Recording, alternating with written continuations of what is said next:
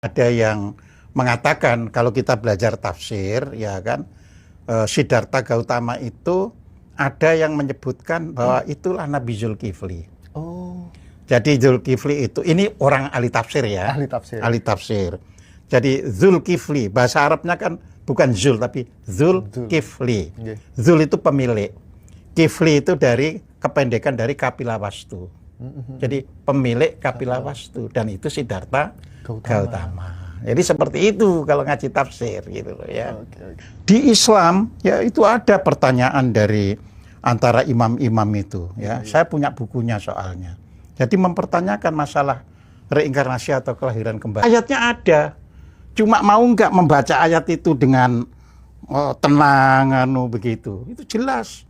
Dilahirkan kembali itu ternyata tidak tahu apa-apa yang pernah diketahui sebelumnya. Jadi kalau tidak ada reinkarnasi, tidak pernah ada orang bisa membuat mobil. Tidak akan ada orang bisa membuat kamera dan sebagainya, karena nggak ada memori sama sekali. Siap, nah, gitu loh ya.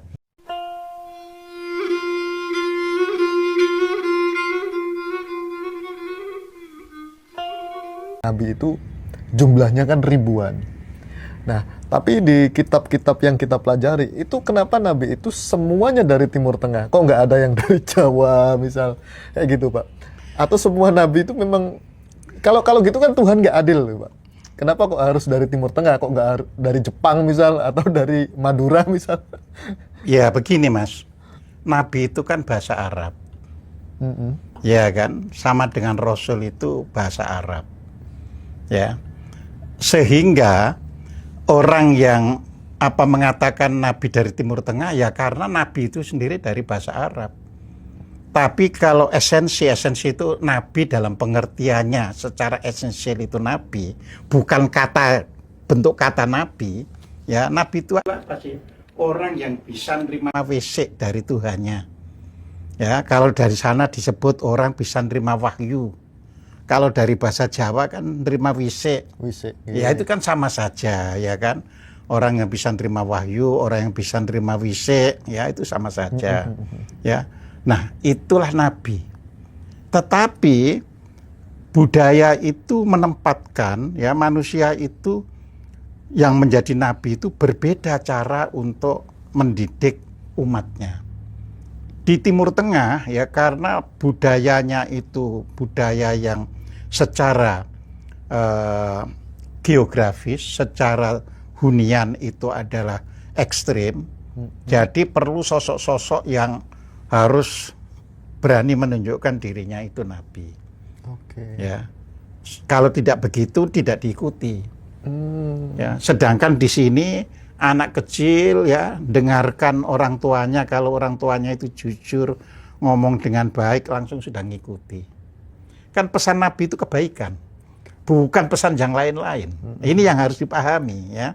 Jadi Nabi itu menerima bisikan untuk apa? Untuk memberitahu agar perilaku manusia itu benar, bukan berupa AIU, bukan. Iya, tapi betul-betul benar. Nah, orang yang menyampaikan pesan kenabian itu namanya Rasul, ya utusan, ya kan?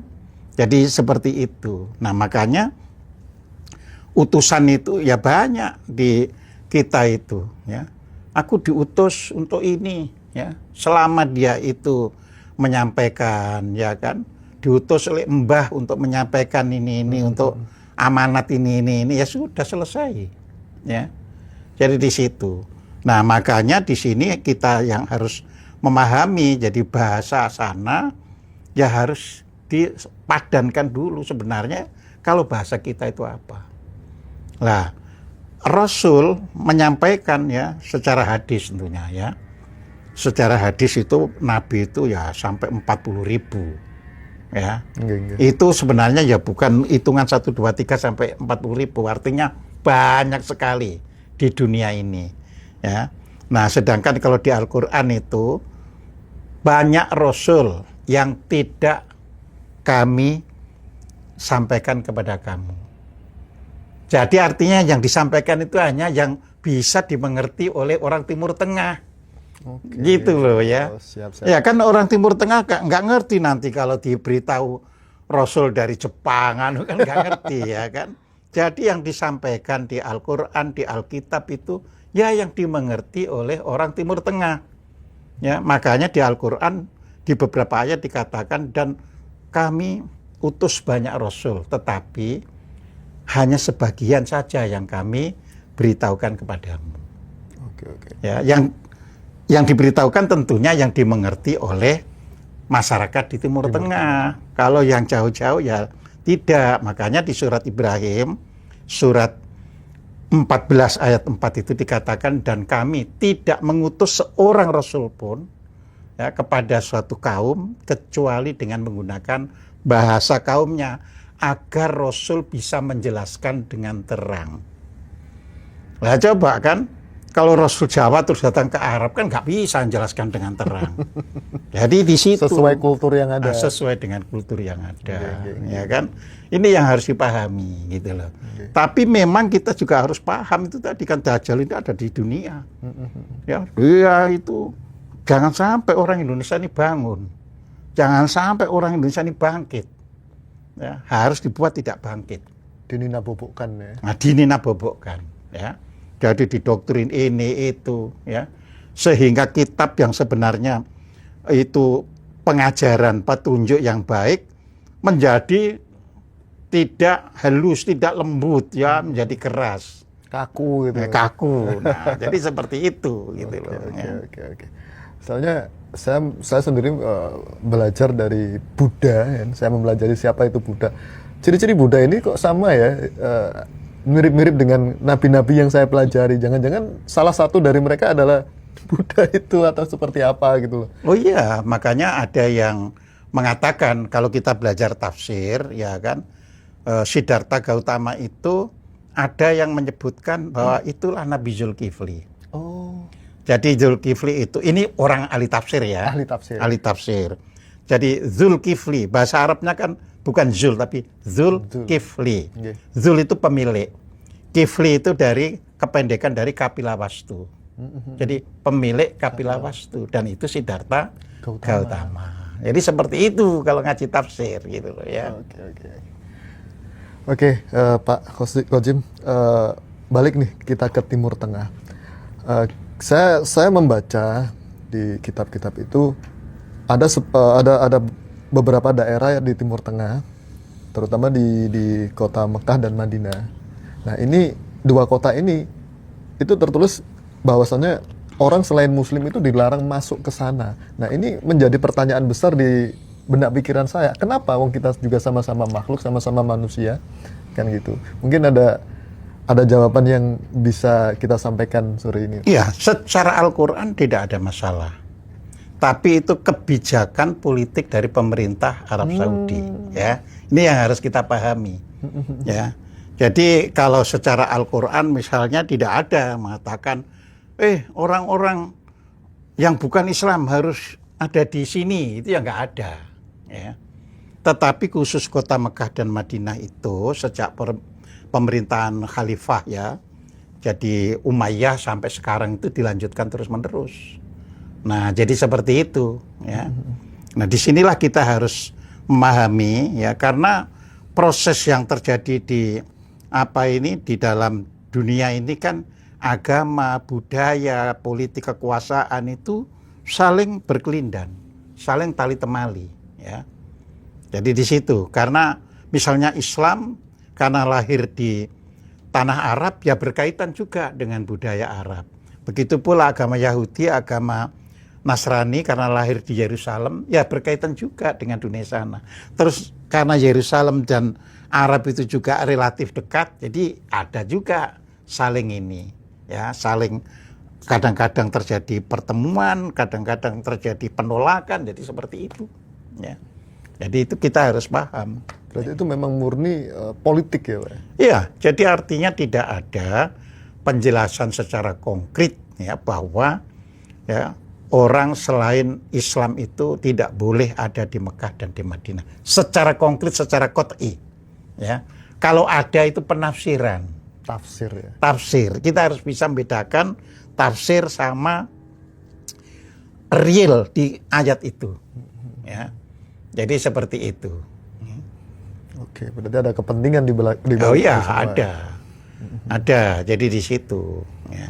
Nah, kita kembali ke sana lagi, Pak. Dalam ajaran Islam, Kristen ataupun Katolik, itu mereka kan tidak mempercayai adanya yang namanya reinkarnasi. Beda dengan ajaran Timur ya di daerah kita ya, Hindu dan lain sebagainya, Buddha, itu kita mempercayai adanya reinkarnasi. Nah, menurut pandangan Pak Kozim sendiri, reinkarnasi itu memang real ada atau memang cuma sekedar apa ya, persepsi agama tertentu gitu? Bukan. Jadi baik umat Islam, umat Kristen, umat Yahudi itu juga tumbuh dan berkembang sesuai dengan budaya, ya. Jadi misalnya yang saya tahu, ya, di Kristen pada mulanya itu, yang saya tahu, ya. Sebab boleh jadi orang Kristen sendiri juga tidak tahu. Tapi orang yang di luar Kristen tapi kalau rajin membaca bisa tahu, ya. Makanya yang saya tahu, ya, itu pada suatu hari, ya, itu ada tokoh beragama yang beragama Katolik, karena itu tumbuhnya kan dari agama Katolik, bukan Protestan di belakang hari. Itu bertanya kepada apa itu subordinasinya, bagian bawahnya itu, ya. Apakah kalau orang sudah menjadi semacam paus, ya, itu juga akan dilahirkan kembali? Iya. Ya kan? Ya, ini jawab, ya kan? Loh, selama orang itu punya utang karma, karma itu perilaku yang buruk, ya dia tetap harus membayar, ya, kembali, ya. Nah, terus menurut cerita itu bagian dari situ diambil. Kalau gitu ini nggak layak dimasukkan dalam kanonnya. Nah, jadi seperti itu, ya. Di Islam, ya, itu ada pertanyaan dari antara imam-imam itu, ya. Saya punya bukunya soalnya. Jadi mempertanyakan masalah reinkarnasi atau kelahiran kembali itu, ya, di Islam, ya.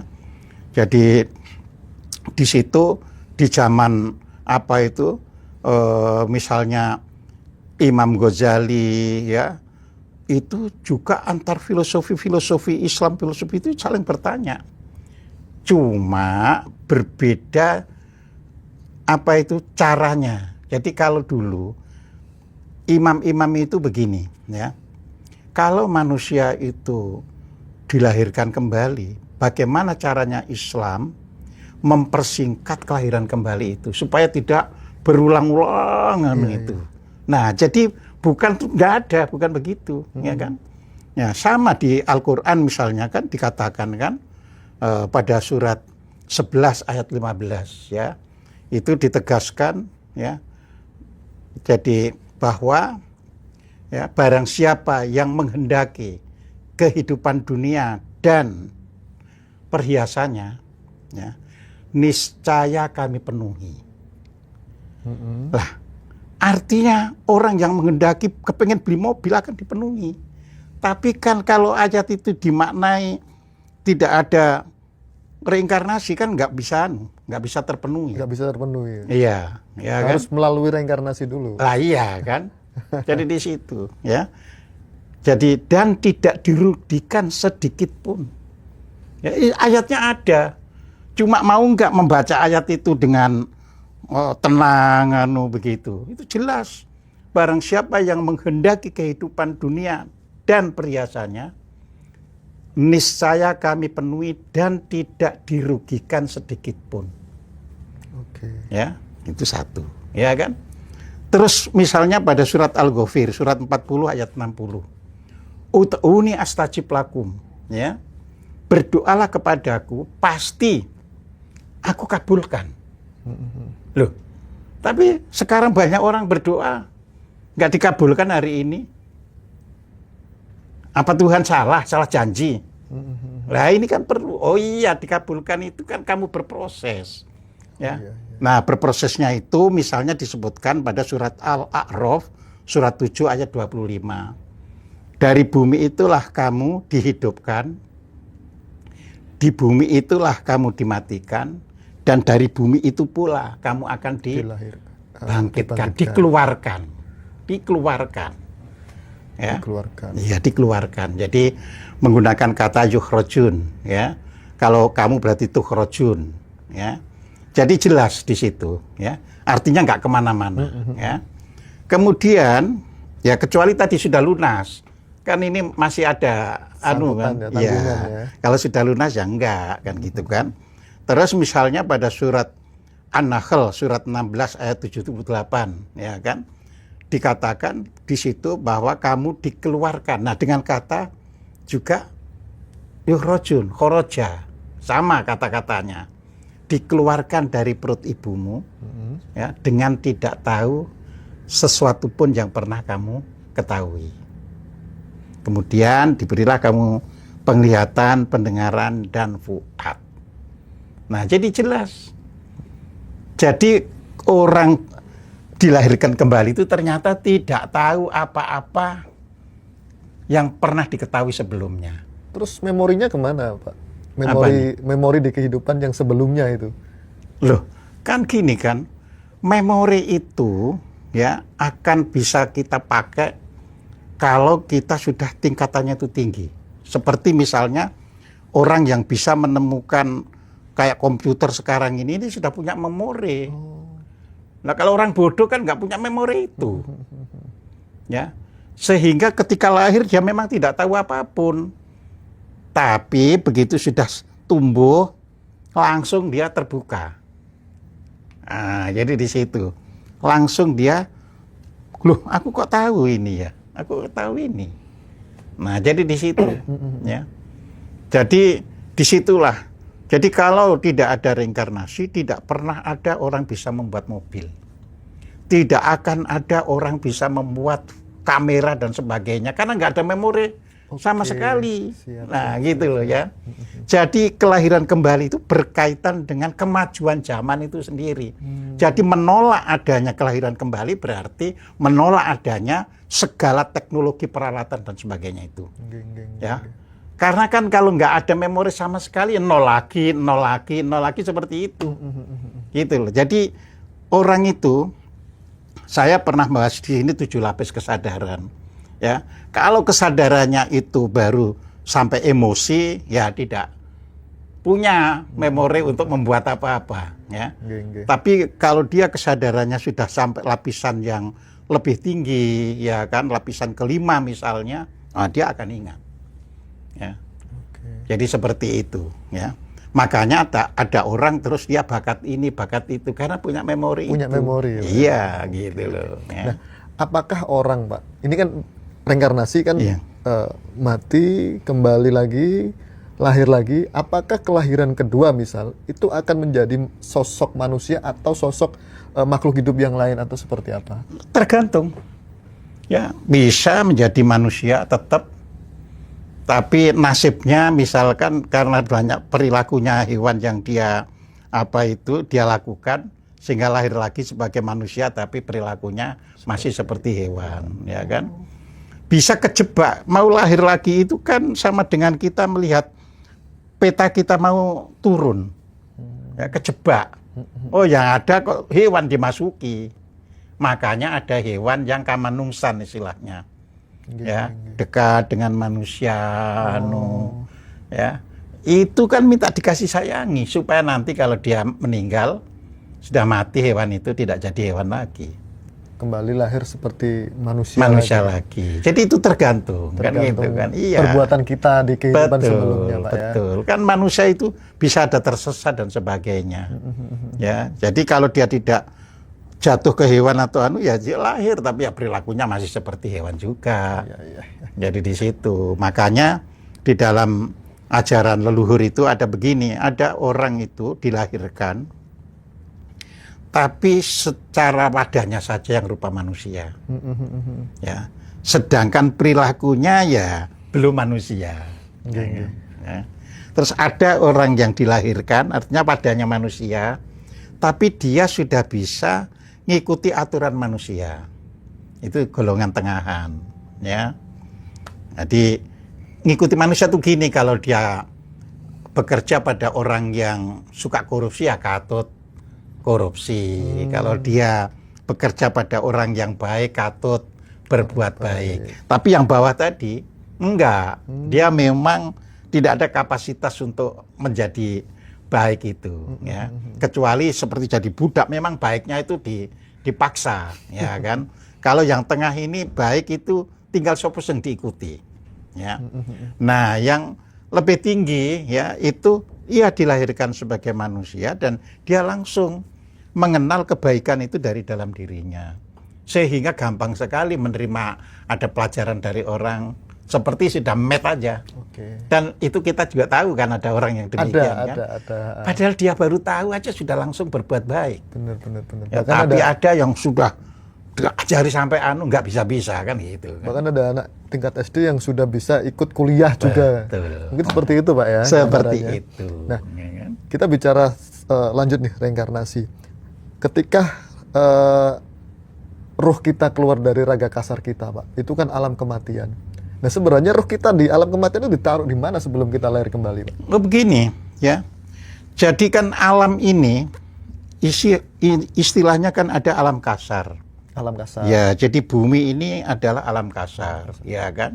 Nah, setelah alam kasar itu ada alam yang istilahnya itu lebih halus. Ya, dia tidak punya fisik, ya kan? Tapi dia bisa hidup. Ya, jangankan yang berupa roh ya. Virus-virus itu aja hidupnya gak nempel-nempel kan ya, di gini-gini nih, ya kan? Nggak kelihatan juga. Nggak kelihatan kan bakteri apa ini kan hidup di alam yang tidak nempel di Benar. Walaupun ada bakteri yang hidupnya di tanah, ada virus yang hidupnya memang nempel di itu. Tapi yang melayang-mayang ini juga ada, banyak, iya banyak. Cuma dia mungkin perkembangbiakannya kalau menempel pada inang tertentu. Kalau ya sudah mempertahankan kehidupannya saja, ya kan? Nah ini juga gitu, karena nggak ada fisik. Nah jiwa ini pun ada yang istilahnya itu kalau orang Jawa bilang itu arwah gentayangan.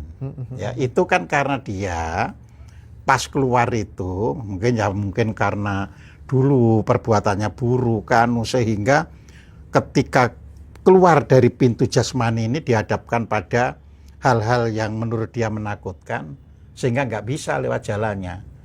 Nah, akhirnya ya di pohon ya dia seperti itu. Gitu ya Pak kan? ya. Iya. Berarti benar adanya kalau di Bali itu kan masih ada saya lama tinggal di Bali. Jadi ada sebuah pohon misal gede itu dikasih sesaji dan lain sebagainya. Itu kata masyarakat Bali, oh ini tempatnya roh-roh yang belum apa ya, istilahnya belum diterima atau apa biar gitu. nanti nggak kesana kemari biar ngumpul gitu. Ya, biar nggak ganggu juga. Berarti benar adanya itu. Iya memang begitu, ya kan. Jadi banyak ini bersap-sap itu sampai atmosfer kita. Ya, kan di luar atmosfer itu sudah kosong dari untuk kehidupan, ya kan. Nah, jadi sampai 60 km dari permukaan ini masih untuk kehidupan segala macam. Oksigen aja juga di atas kita, itu kan untuk juga kehidupan. Benar. Jadi di situ, jadi jangan mengira yang di samping-samping kita ini nggak ada makhluk hidup, Termasuk ya jin dan sebagainya. Dan Cuma ruh-ruh. itu dimensinya berbeda. Dimensinya jin sama dimensinya manusia. rohnya manusia, ya kan? Gitu. Itu berbeda, ya. Jadi artinya dimensi jin itu lebih kasar daripada dimensi Ruhnya jiwa manusia. atau roh manusia, gitu loh. Berarti leluhur kita yang sudah mohon maaf yang sudah meninggal itu bisa menyaksikan kita kegiatan kita sehari-hari dong Pak? Loh, kalau perlu sudah nggak dilihat. Kalau dia sudah tidak ada beban, tidak ada ikatan ya. Dia hanya doakan aja, kamu karyo selamat. Oh gitu. Oh iya, anak cucuku, kamu selamat mbah lagi ya kan. Iya, melanjutkan perjalanan. Terus nanti dapat tugas kan, lahir tapi lahirnya itu ada macam-macam. Ada tetap lahir lihat manusia, tapi dia jadi langsung orang ini sejak kecil kok ya pinter, kok ya alim. Nah, jadi seperti itu. Ya. Terus ada yang ya sudah hadir aja, orang tidak tahu di mananya. Ya, terus tahu-tahu dia ikut orang, saya misalkan apa ini lupa jalan pulang, padahal itu disengaja karena dia hadirnya misalnya jadi anak umur 10 tahun, jadi hadir langsung. Ya bilang ya, saya tadi entah gimana, nggak tahu rumahnya, boleh ikut anu. Nah, kalau ikut orang, dia itu berbakti sekali. Oh gitu. Iya, makanya ada orang diikuti orang ini kok jadi enak anu. Nah, itu fakta-fakta di dalam kehidupan, gitu loh. Ya. Terus teori manitis ini, Pak, kan ada nih, kadang nggak jauh-jauh lah, mbah saya sendiri, ketika om saya punya anak, tapi perilakunya itu seperti almarhum.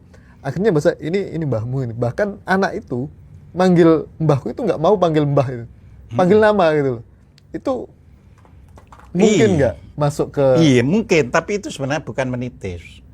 Itu yang dinamakan kelahiran kembali. Kelahiran kembali. Kan berarti mbah sudah wafat kan berarti. Nah ya, kelahiran kembali tapi jadi anak kita atau jadi cucu kita. Oh, berarti bener dong ada yang bilang, nah, jadi di anakku situ. itu dulu suamiku. Nah, kan iya, ada segitu. banyak sekarang orang barat itu, orang barat ya, orang barat. Itu kan agamanya kan Amerika itu kan 90% agama Kristen dan Katolik, 90%. Semula pada tahun 50-an nggak ada yang percaya kelahiran kembali atau reinkarnasi. Tapi sekarang hampir 100% mereka percaya adanya reinkarnasi. Ya. Mengapa? Ya karena mereka bisa membuktikan segala macam kehidupan.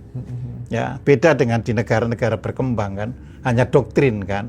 Iya. Ya, karena doktrin ya tinggal siapa yang doktrin. Ya, siapa yang doktrin ya. Tapi alhamdulillah ya kan, ternyata di antara calon doktor itu ada yang menulis reinkarnasi berdasarkan apa yang saya kaji. Oh, gitu. Dijadikan disertasinya. Keren. Ya, beliau sekarang jadi dosen di UIN Surabaya. Iya. Sudah mulai ada kesadaran ke sana. Iya, itu disertasinya tentang reinkarnasi. Walaupun dia mengatakan kepada saya, waduh, dibully habis-habisan sama yang nguji. Tapi karena ini berdasarkan ilmiah. Jadi nggak diluluskan. Bener. Ya, walaupun dosennya itu, tapi kami nggak, ya nggak apa-apa. Tapi yang penting dalil-dalil yang disuguhkan ini gimana? Ya lulus Anda katanya. Bener. Karena perjalanan para nabi juga seperti itu. Iya, perjalanan para nabi juga seperti itu, dibully, ya. Bahkan diancam pembunuhan dan sebagainya. Kita juga begitu, Mas, nggak boleh ada rasa sakit hati atau apa dibully itu biasalah. Lepas saja dalam kehidupan. Kita cuma mengingatkan orang yang bully itu, kalau yang dibully itu ya bukan orangnya itu nggak terima, tapi kan kita itu punya energi ya. Kalau energinya ini itu merasa nggak terima, itu bisa membuat orang itu bisa celaka dan sebagainya. Kan ada orang, waduh, kualat sama orang itu. Oh, iya, padahal orang itu sebenarnya nggak apa-apa, gitu loh. Kita ini kan berisi energi. Benar. Ya, jadi di situ. Ya, jadi itu makanya kita harus belajar meningkatkan kesadaran. Jadi kita tidak perlu ya kan membuli sesuatu yang berbeda. Jadi kita itu harus paham bahwa orang Islam itu ya menggunakan suatu pembelajaran, ini kan sarana pembelajaran. Itu untuk memperluas wawasan. Iya. Nah, namanya memperluas wawasan boleh jadi sangat berbeda dengan yang sudah diterima. Nah, sekiranya berbeda ya sudah diam. Ya kan? Tidak perlu terus membuli, mempengaruhi orang begitu, ya kan? Sama dengan tidak cocok kan? Iya. Iya, ya sudah. Karena Nabi pun menyampaikan sesuatu belum tentu cocok sama yang menerima itu, gitu loh. Jadi kita harus mulai dewasa. Ya. Jadi berarti memang tidak cocok dengan apa yang pelajari, nggak apa-apa. Sah-sah saja. Sah-sah saja, ya kan? Jangan dikit-dikit langsung kafir. Oh iya, karena yang tahu benar itu kan al-haqqu min rabbikum, ya. Kebenaran itu semata-mata Tuhanmu yang tahu. Termasuk tadi kesesatan itu semata-mata hanya Tuhan yang tahu. Kadang juga kebenaran itu bisa jadi sebuah kesalahan yang belum kita sadari. Ya? Lah iya, makanya di Jawa itu diungkap kebenaran itu ada 4, Mas. Apa itu, Pak? Ya, jadi kebenaran itu dimulai dari ya kebenaran menurut panganggepe sendiri. Aku nganggap bener kok. Atas dasar dirinya. Atas dirinya, ya kan? Ya. Dan itu wajar karena ada orang yang secara watak ya nggak mau dikalahkan orang lain. Jadi dia nganggap, ya kan? Terus kebenaran yang kedua itu adalah kebenaran yang ada di dalam keluarga. Kan mana ada sih orang jelekan keluarganya gitu. Iya. Ya. Nah, terus kebenaran ketiga ya itu adalah kebenaran yang berlaku di masyarakat. Itu berkaitan dengan Sosial. peraturan negara dan sebagainya, berlaku di masyarakat. Nah, baru kebenaran universal. Yang itulah yang dari Tuhan semesta alam, orang bisa menemukan kamera kan dia tahu kebenaran. Benar. Kalau tidak tahu kebenaran kan nggak bisa Nggak buat. bisa menemukan. Nah, nggak bisa menemukan. Ini ada HP, ini kan berarti tahu kebenaran untuk ini. Nah, jadi seperti itu. Oke. Nah, makanya kita harus sadar, jangan mentang-mentang dirinya sendiri tahu, yang lain salah, kan gitu kan. Oke. Ya, kalau kebenaran bernegara saja bisa dianggap salah oleh negara lain, ya kan. Oke. Ya, tapi di kita, lu ini bener, loh kan gitu kan. Ya. Nah, tapi kalau sudah universal ya, namanya universal bisa berlaku dimanapun. Dimanapun. Ya, orang membuat HP, nggak Semua bisa peduli menerima. siapa yang buat ya. Nyatanya semua menerima. Nah, cuma menerima, jadi di situ.